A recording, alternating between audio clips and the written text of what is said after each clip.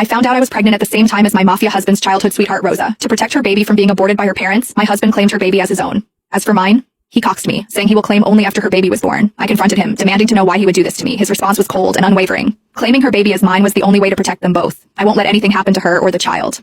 In that moment, as I looked at the man I had loved for 10 years, I realized my love for him had died.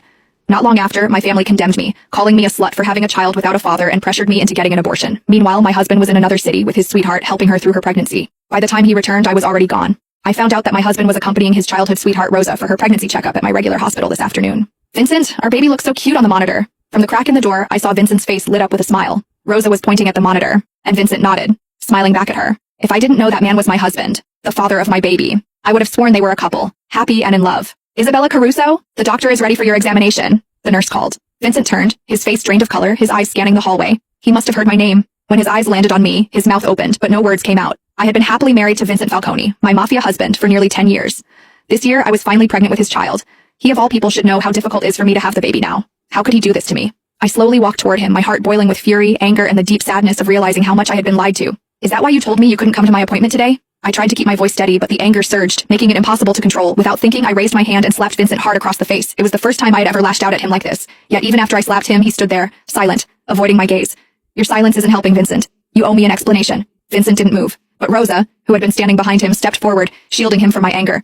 Mrs. Falcone, Isabella, right? She said, her voice shaking. Blame it all on me. Vincent did nothing wrong. It was my mistake, Isabella. I'm the one who got pregnant. Blamed it all on you, huh? I scoffed, the bitterness in my voice clear.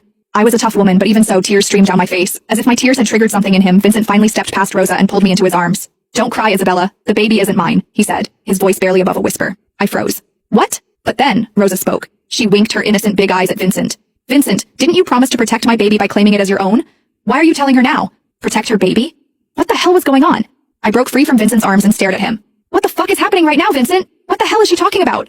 Vincent! Rosa called him too, clearly trying to stop him from saying anything more. But Vincent didn't hesitate. Isabella's my wife. She deserves to know. All right. Rosa's tear-filled eyes locked onto mine. If you really need to know, Isabella, Vincent decided to claim my baby as his, so he might not be able to claim yours. Vincent's face drained of color, but he stayed silent, offering no correction. But don't worry, Rosa continued, her tone suddenly sweet as she reached for my hand, her fingers hovering just above mine. Vincent said that even he can't claim your baby now. He'll adopt once you've given birth. Our baby will belong to the Falcone name, she added, her voice dripping with faux sincerity. I swear I saw a brief smirk twist her lips, but it was gone before I could be sure. I turned to Vincent, still silent, his head bowed as if he couldn't bear to look at me. Is this true, Vincent? My voice wavered as I forced the question out. You're going to give up on our baby to save hers? I'm sorry, Isabella, he whispered, his voice hoarse, barely audible. Tears welled up again. Is her baby so important to you that you'd abandon ours?